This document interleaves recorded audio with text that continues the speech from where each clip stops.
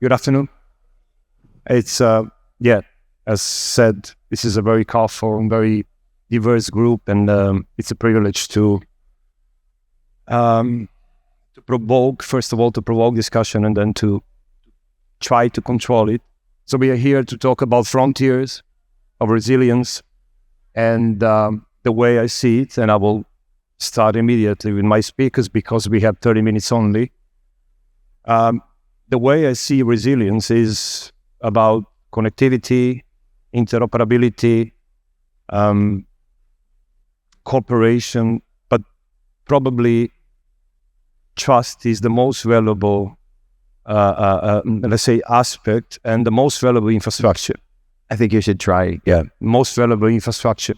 So I'll start with my very diverse group, as I said, and of course, starting with the lady. From these four, if no scale alone is available in the cross-border cooperation, because if we see things from the scale alone perspective, then we are not talking about the cross-border cooperation. So for you, starting with you, what would be more important for you, like to scale and grow, or to interconnect, to provide a scale to be interoperable? Thank you. Hello all. It's the second day and I love this energy. So when we speak about resilience and connectivity, so I will say that it's most important to really be connected, because without all those connections, without isolation, you can't grow. And when we speak especially about the regions today and all these 2 days, how to connect Europe with Asia, countries inside of EU with each other, and etc., it's most important to understand how the technology grows and where is the society at this moment. So for me, to be short, because we'll have time after, it's very, very important to be connected. In isolation, nothing will happen. So yeah. Yeah, makes sense. Shall we keep going, Artur? I agree with Tautvik, but let's see what's happening in the last 10 years in the world, where world becomes more fragmented, and new connection now is must, because we have people, and people are moving around the world, and technology and let's say trust, optimism, and the last previous speaker talked a very interesting conversation regarding the building something. So we need these three elements to build this integrity between regions. We came from Armenia, and we are not, let's say, part of the EU, but we still believe that we need to be connected because the world is now changing, and if you are connected, you are strong. If you are connected, you have more synergies, and it's not only economic growth. It not only belongs to economic growth. It's about the society. It's about the education. So I believe this interconnection between the regions, it's very good and very nice to have for this moment. Definitely. I have to agree with my colleagues, and I think that's the interoperability and the trust is the key for the cooperation. Moreover, I can say with my experience from my side as from my country, because the Georgia is a very small market. I'm sure the colleagues know about it, and maybe my colleague from Armenia also have the same challenges. So the countries like Georgia and Armenia, to open the doors and open the borders to Europe and other countries is crucial to explore the new markets and explore new opportunities.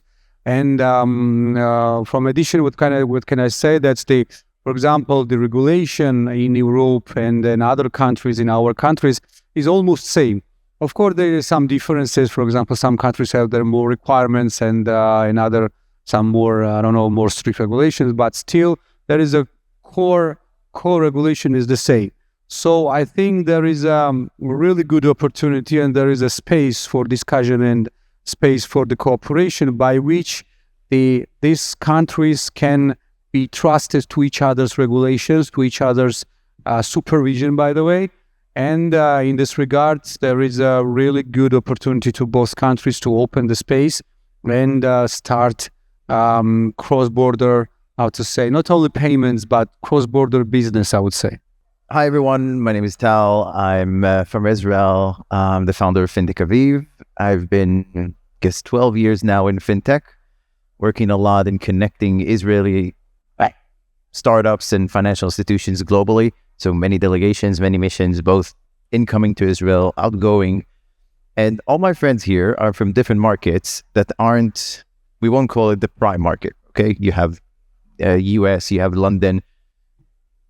And my question, or the way I see it, is collaboration is, that's one element, and we can touch about cross-border, but how can we take a country like Georgia, like Armenia, like any small country, what can make the difference for it to be, a shining bright star?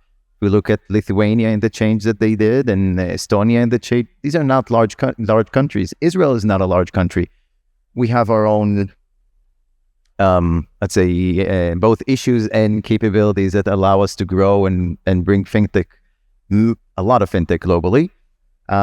But it's not about the size of the market. I think what is most important is to have a regulatory framework that will engage and allow, I guess, the ecosystem to grow. So if you take Lithuania, we'll start issuing, we start allowing companies to do issues from here, and it grew. And then investors came to invest in these companies, and corporates came to build their position in the market. And from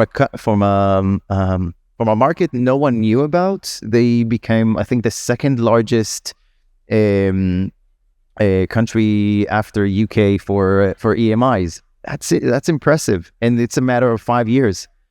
I have a good friend of mine from Azerbaijan, for example. They're now doing a lot of work on how can we position ourselves as in. You don't have to be a global leader. You can be an a regional leader.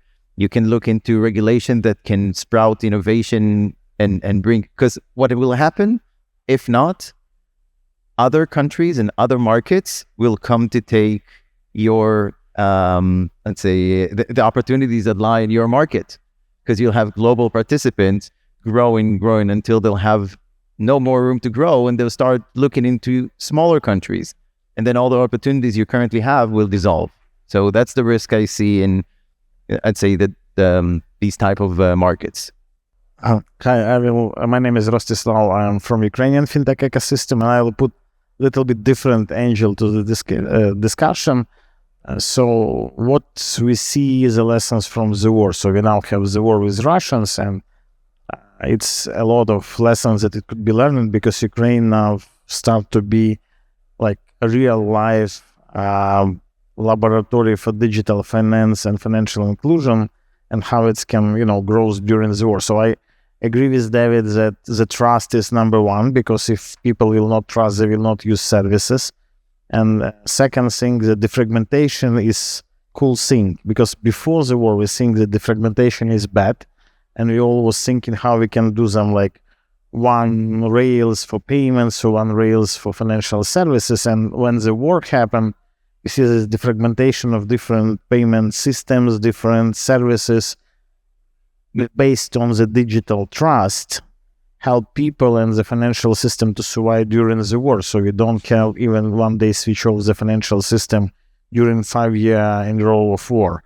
And this is very important, because don't having trust inside the ecosystem, you will not grow it inside, and don't having trust outside the ecosystem, you can build these bridges. And I think all of us are here because we trust that the things we do and the community we present can collaborate and can do something good and change this world for something better place to live. And I think this trust, the fragmentation is still play a key role. And third one is speed of acceptance new technology, because due to the war we should be more efficient, and this implementing of AI technology are one of the biggest coefficient of adoption, because you have no chance you should be more efficient. You can be efficient if you don't use new technology. So 3 things to add. Can I ask you something? Because Israel and Ukraine share something, which is the war, and it's a different type of resilience. Okay, and I think I'd love to hear how your startups, like startups in your economy, have dealt with that. Because what I've seen, imagine that you're in a meeting and there are sirens, and during the meeting you're going down to the shelter, and while you're in the meeting and then the Wi-Fi is off, and companies had a lot of struggle. And what I saw, that instead of taking this, like putting the companies backwards and then having hardship, it got to a point that they understood, okay, we need to be faster. So I want to understand if that also something you see in Ukraine. Yeah, absolutely. Especially in the winter, we have a lot of like blackouts when the Russian bombs electricity station, and you have electricity like 4 hours per day. So it means that you should do all your job during the day in these 4 hours. So and it's make you extremely efficient. And yes, absolutely. When you have siren, sometimes you go to shelter, sometimes no, not because it's stupid, because you just try to calculate the probability if it could be, serious for the place you are in this point of at the map. So it's like sense of dark humor, but it's partly true. Yeah, I think that there's a saying that hard times are creating character, and I see it a lot in startups in Israel, and I guess I'm pretty sure you see it also there. So let's go back from trust. So you mentioned sometimes regulators being overprotective, which is mostly the case. Then you have these fragmented, as Rasto said, these fragmented markets. Then we have a cross-border, which is also very much overprotective. Even the international standards are overprotective. So the most of the time, the fintech community is providing the subsidiarity to the process.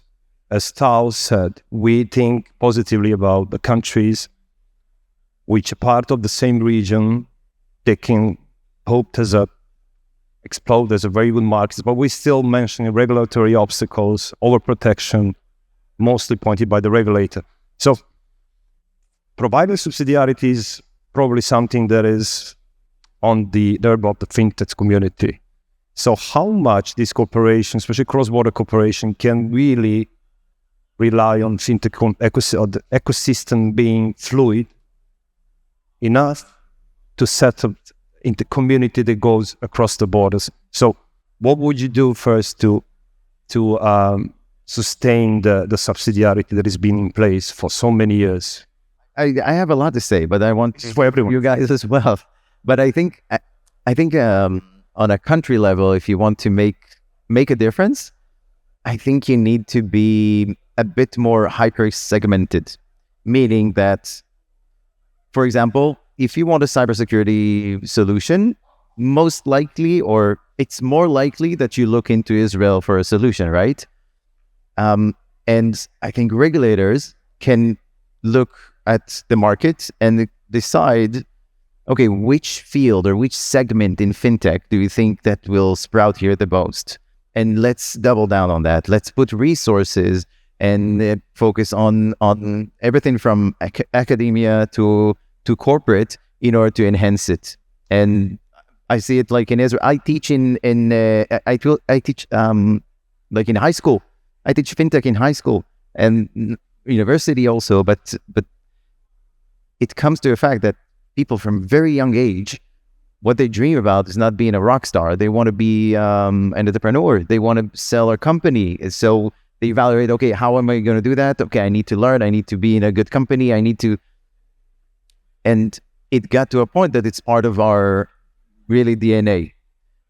And I really think you can duplicate that in other countries and sprout kind of this excitement and innovation in people if you show it to them. And I would love to hear what do you think in your markets can be, wow, this would be an amazing thing to focus and we can shine bright in this field. Yeah. So I see this point a little bit differently, but from another angle, because I'm always trying to answer the question from the challenges and problems from my country. Oh, yeah. So, for example, what we have at the current stage, we have problem of the access to money, access to finance. So of course we have some different areas which are really good in good stage. We have very good good capitalization and so on and so on. But still there is some gap for the fintech companies to access to money, access to finance, access to capital. We even do not have any kind of angel investment network or venture capital, so on, so on and so on. So in this case, I think that our governments, in this moment, my country, so my government and my regulator should see the problem in this way, that if you have the challenges in this area, let's try to open the gates and go to the other markets. Because now our fintech startups, they are trying to somehow take participation in other countries, accelerator programs, grant programs, and so on. But it's very few cases. It's not works very good, not works very well. So I think that in this case, when you see the challenge in your country, see the challenge in your ecosystem and problems in this area, you have to firstly fix this problem, not only inside, but from the outside experience. So I think, for example, the country like Israel, or country maybe European and Ukraine as well, for you have guys more opportunity in this area. More opportunity in the access to finance, for example. So our governments, our regulators start the communication in this regard to make the bridge between our two countries and create the possible to link to in other countries in terms of, for example, access to finance. I see this real opportunity, because this is the main problem. So Georgia is not a rich country, and that's why, for example, we do not have angel investors, we do not have venture capitals, and that's why we have this gap. But you have this opportunity, you have these cases, and maybe your investors, your angel capitalists, and so this kind of people will have the more interest to the Georgian market. Sorry for interrupting, but I remember the keynote yesterday Mr. Marek Belka had, and I just wrote down a short, very important message that when we speak about security in general, now it's not mostly about defense, army, so it's about access to technology, but I will say owning the technology.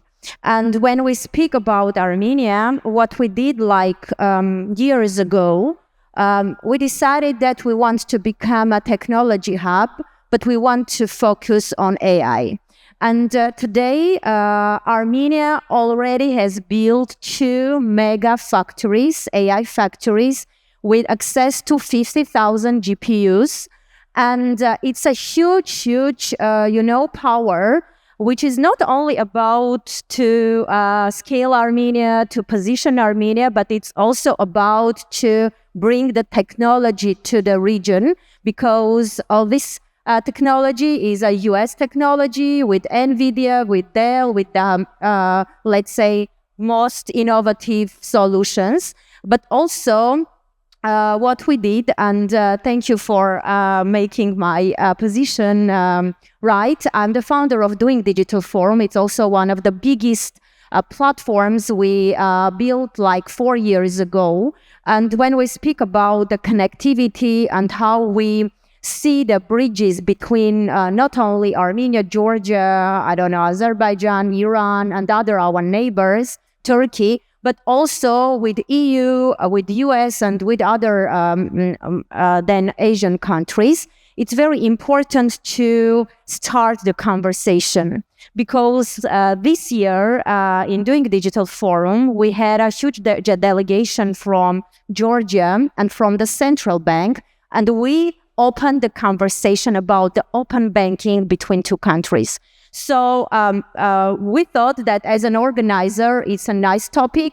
Bankers, they are very, close and conservative, said, oh no, they will not agree, etc. But 2 central banks sit and discussed, and now they are in a process of discussions. But we do hope that next year on our forum, we will discuss what they did, how we can come together, etc. And also, I would like to mention, you mentioned the education. It's one of the most important aspects as well. As I said, AI is Armenia's main, let's say, pillar when we want to based on. And 3 years ago, we launched in public schools in high grade, let's say, the AI generation program. And now kids in school have access to the latest technologies.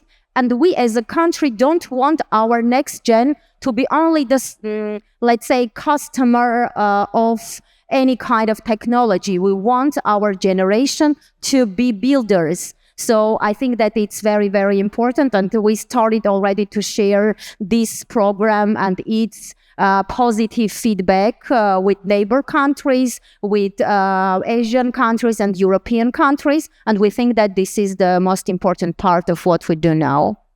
I will continue about the connectivity. So yes, we are connecting people and we have a platform which is doing digital forum, but starting from last year, we are building new financial connection network, which is based on blockchain between EU and Eastern Europe, Central Asia. We are starting from EU and Armenia, but we will expand to Georgia, Kazakhstan, and other countries of our region, which will help people to move money much easier and much cheaper, because until now we don't have let's say, modern technologies for moving money. We still use the SWIFT, and it is, let's say, some stopper to grow up the economy. So this opportunity of investment that we have now starting from 2023, from EU, from US, from various countries, now from our point of view, it's a time to build these financial bridges also, not only just the roads, not only just some cables of internet, etc. So we need these financial rails as well, because it will help companies and people to do transaction, to start businesses, to be a part of European ecosystem and also the American ecosystem, because these money flows come from that side. Thank you, Rasto. So yeah, I'll speak from, again, a little bit different side, yes, but I agree with colleagues. So first of all, it's not question of government, because governments are very overprotected. Maybe, I don't know, in some cases we have that government attract more companies to be inside, but mostly government are overprotected, especially in financial services. So we see case of Revolut in Ukraine, for example. The one and only way is fintech, like associations or communities who are very interesting to build this interconnection, because so fintech is very global thing. We even speak two languages, English and Python, yes? And fintechs are interesting and could work around the globe. So for in case in Ukraine, more than half of Ukrainian fintech companies are already work abroad, so they have some contracts and cases. It could be programming or white labeling or just selling the solution. At the same time, we are very interesting association to bring more fintech from your countries to Ukraine. Why? So when it will finish the war with Russia, it will be huge, big thing called Rebuild Ukraine. And at the moment, it estimated like 700 billion euro, and it's growing each day because it damages Ukraine each day. And the question is that Ukraine alone could never eat such many investment to rebuild the Ukraine. And why we're here, why in another conference, we want to build a strong connection with other countries, having your best products, your best companies to come to Ukraine and with us rebuild Ukraine. Only in that way it will be faster, it will be transparent, it will be more efficient, because we use brains around the globe to make, the new version better. And the question is, we should start now. And it's not only for physical reconstruction, also for building digital rails and digital infrastructure, because as we saw during the war, it's even sometimes more important and more hardly to destroy with rockets because it's somewhere in the cloud. So this is my point to this question.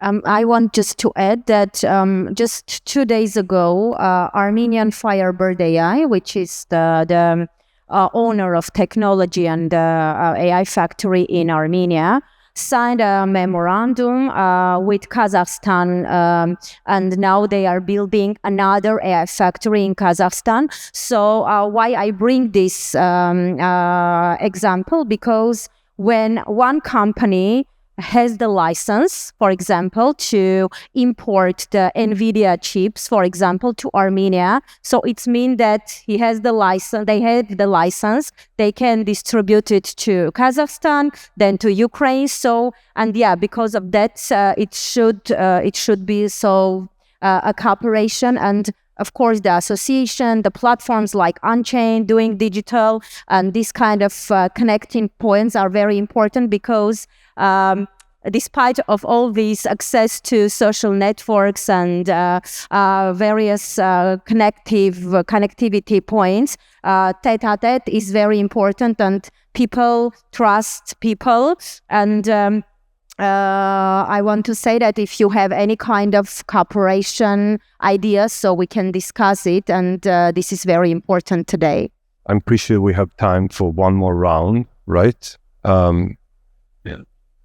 Associating some of you also representing the conglomerates of groups of fintechs which are operating in the single market. So compare with from the very start of the existence of the associations, right? What's the difference for today's after so many years of working and unifying and creating a joint work of all the fintechs in your respective markets? Is there any change that you might also very much add to the, as I mentioned, the subsidiarity process? So how unified is the impulse that is coming from your markets, and is it contributing to the overall cross-border exchange and cross-border cooperation? Okay, let me start the answer.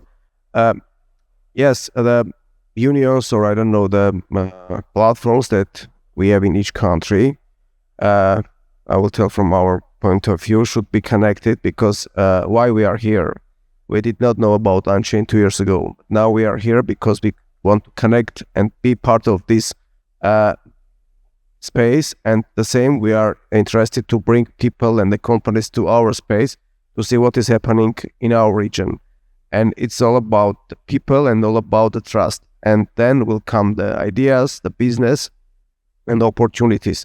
The same with the neighbor countries. So like Romania, Hungary, and Bulgaria. So neighbor countries are here and they are brainstorming, polishing some ideas, bringing new ideas to the market.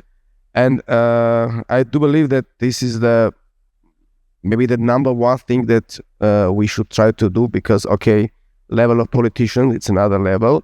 But for people who are really builders, should be such opportunities to exchange the ideas and find out more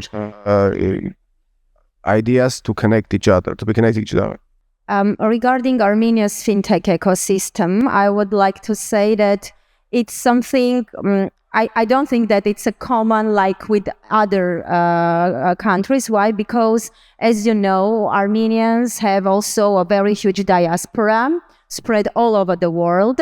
And when we speak about Armenian fintech ecosystem, it's not only those Armenians or companies who are located and let's say starting their first steps or do business in Armenia, but also those who do something or they have already their, success abroad, and they are bringing their knowledge, their expertise to Armenia. For example, the founder of Moderna, which is the biggest tech company now, and the owner of the vaccine is Armenian. And all his, let's say, vision is to bring all those technologies and expertise and his own and the teams to Armenia. And Regarding the connectivity, yes, now in Armenia we have several, let's say, platforms. The FinTech Armenia, we have Doing Digital Forum, we have UIT, which is the main platform for IT and tech companies, and they are very connected. I can say from our perspective that we as a platform have several memorandums with Georgian Bankers Association, E-Commerce Association, FinTech companies, and banking, let's say, various small or big organizations, not yet with FinTech Association, but we will make this, I think, happen this year. So, and we are trying to build more connections. And I think that after this forum, we will have more interesting connections for scaling like next year's, and it's very important. From the perspective of the general association, I will tell, for example, a little case by which we started cooperation, started working in our market. So before our association in Georgia, the fintech companies even didn't know to each other and didn't have so many kind of cooperation or business. Now we are the platform by which umbrella I can say that we have several cases which the fintech companies are communicating to each other and making business together. Moreover, we started be some kind of united voice for these companies, and by this voice we are coming to our regulator. And in this moment, regulator are mostly listening us, taking us in consideration, because it's not only voice for the one company, but it's a united voice of the sector. And this gives us some kind of power, I would say, and also opportunity to take this voice to abroad and talk with the international organizations like, for example, International Monetary Fund, World Bank, International Financial Corporation, and other international organizations who is creating really big opportunities, not only for the fintech, but only for another financial institutions. And as my colleague already mentioned, the cooperation between associations is very crucial in terms to open the borders as well. Open the borders, start doing business, start trust each other, because after this communication, we can say that's the possible to make, for example, cross-border business, cross-border payments, cross-border, regulations, because for each country, the regulation exists very, maybe some tough ways, and if we do not have proper communication, it's impossible to make some fit and make some interoperability. I'll say briefly, I don't think we can make the difference. I think it's, I have a completely different perspective, I think. I'll talk about it shortly. First, something unique about Israel, we have the law of return, meaning that any Jewish person can come claim citizenship in Israel. So we have nationalities from all around the world. What's the difference? If you have a German startup with a German team, they know the German market. It's a big enough market for them to work with. They have no, I'd say, global vision at day one. In Israel, if I want to start a company and focus in the Indian market, it's very easy for me to find people in Israel with the understanding the mentality, language barriers, even connections in any market that I would like to do. So first and foremost, the access to ideation and sprouting innovation and building something unique comes from exchanging knowledge and different mentality, where this is a core element in Israel. The second is what I like to call the founder mafia. So you mentioned that in Armenia, once an entrepreneur makes an exit, most likely he'll come back to his country and reinvest or start a new startup. But this is the way to grow. And lastly, about you mentioned about the funding for Georgia. Lithuania had no funding. It was the number one. It had the highest migration of young people up to exit Lithuania in 2017, and they completely shifted it. not because they asked for it, they just made it so exciting and interesting that investors came to the market to invest in the startups. That's this foundation of the EMI, the entire ideation around the regulatory framework for EMI created. So I'm not looking at this at 2026. I'm looking what can we do so in 2030 we'll have the capital needed. And that's my 2 cents, because I know we're out of time. Sorry. Yeah, good point. I will add only just because it's a lot of smart thing was telling before. I will add the exchange of ideas, exchange of connections and energy. And for this is very important. For me, it's like 2 levels. So first level is university exchange, and students can go abroad, and they have no limits, they have no barriers as I had. In Ukraine, some students that study economic faculty, during the summer vacation, they established the startup who was, buying by the biggest neobank in Ukraine like this, because it was so fresh idea. It was done so. They just buy the idea, they make it nice, and injection to the core functionality.